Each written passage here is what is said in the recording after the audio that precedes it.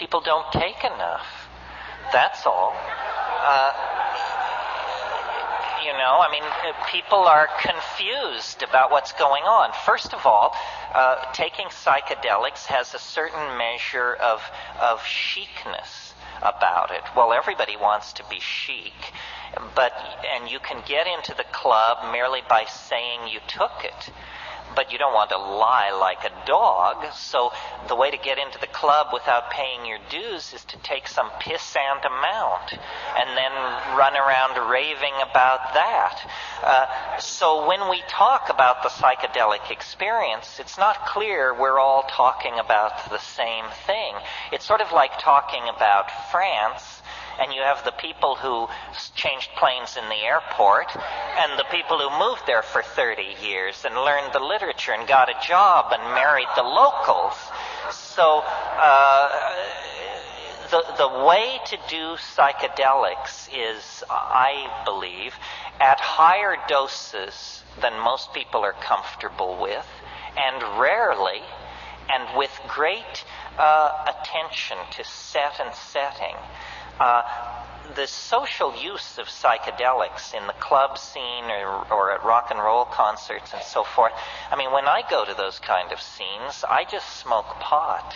I don't, because I want to be part of what's going on, I want to have a good time, but you would be nuts to take a major psychedelic in that circumstance.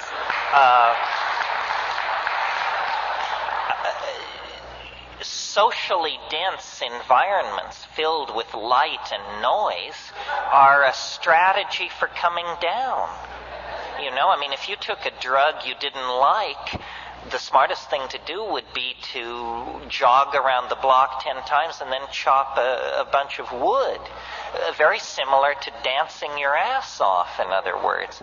So the way I recommend doing psychedelics is in silent darkness and with as little input from other people as possible. I say alone. If you are experienced, if you're really confident, just alone, for crying out loud. If that gives you pause, and you must have a sitter, and let's use the word sitter, not guide. My God, nobody's guiding you anywhere. They have no more notion where you are than, we know where Judge Carter is at this point. So the sitter, and my idea of the perfect sitter is, you have a little Tibetan bell by your side, and the sitter is 3 rooms away, and if you need the sitter, you ring the bell, they stick their head in the room and say, "It's cool, lay down," and, do that.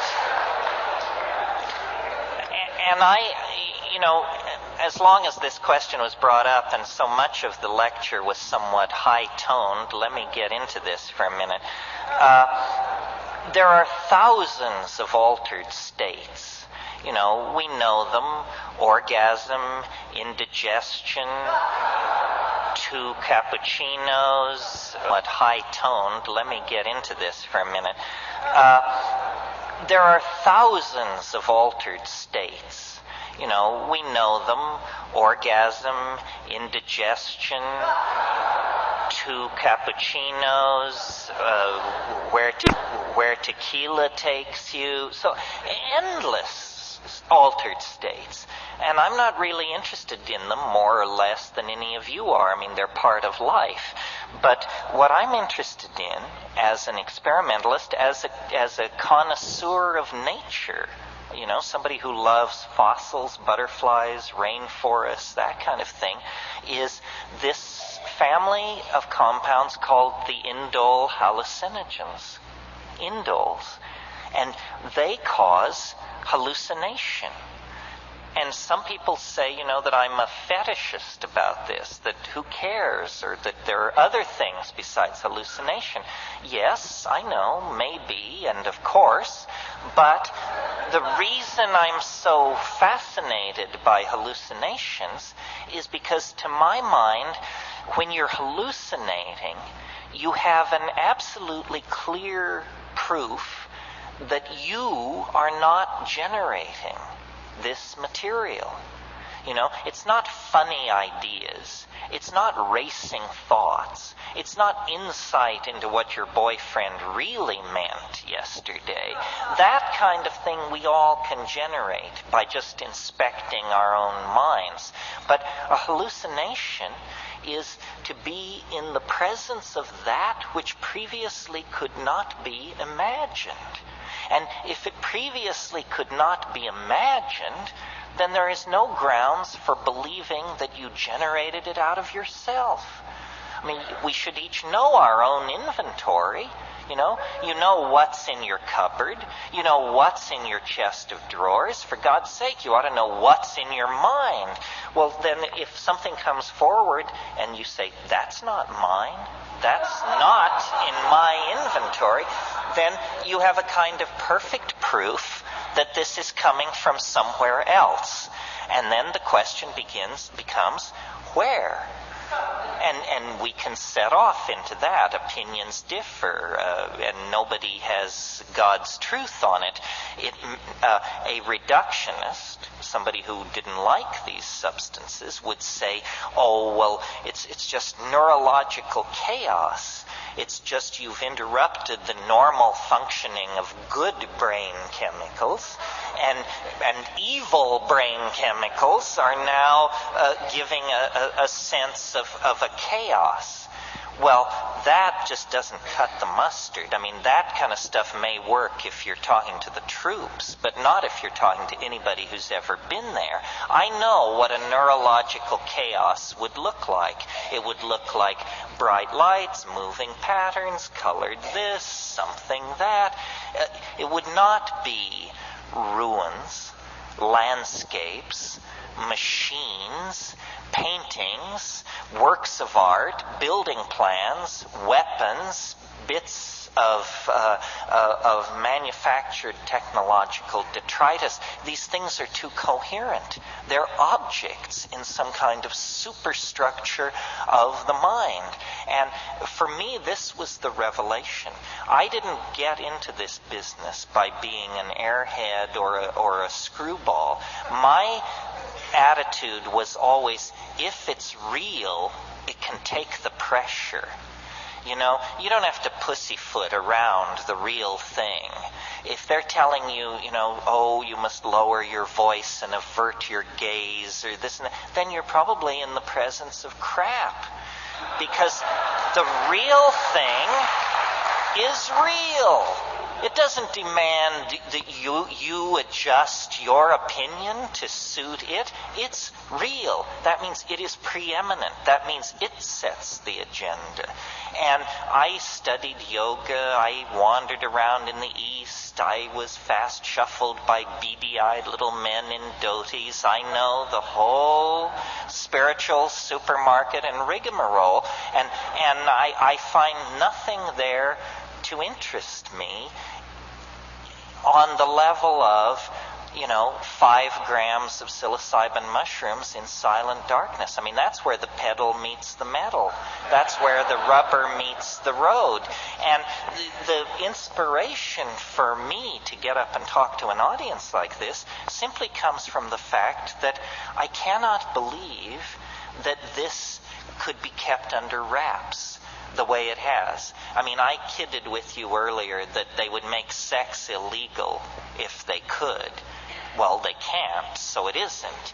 But the psychedelic experience is as central to understanding your humanness as having sex, or having a child, or having responsibilities, or having hopes and dreams. And yet it is illegal.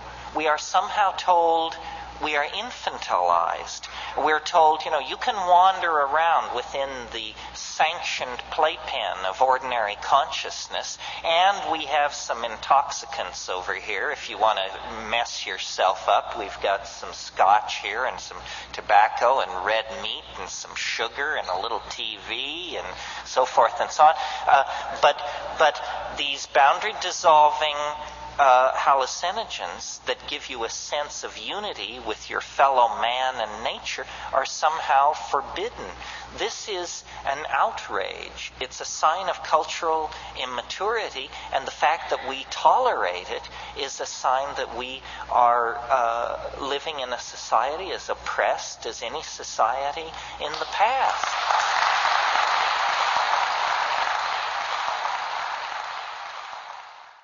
To a short question, but I think it's really important. My thing is not about my opinion or what I saw in Africa or anything like that. This is, get it straight, this is about an experience, not my experience, your experience. It's about an experience which you have, like getting laid or like going to Africa. You must do the experience. Otherwise, it's just whistling past the graveyard. And we're not talking about something like being born again or meeting the flying saucers or something like that, where good works and prayer are the method. No, if you take a sufficient dose of an active compound, it will deliver itself to you on the money. If it doesn't work, take more. Nobody is in a position to dismiss this just because it didn't work for them on one or two tries. This is an art.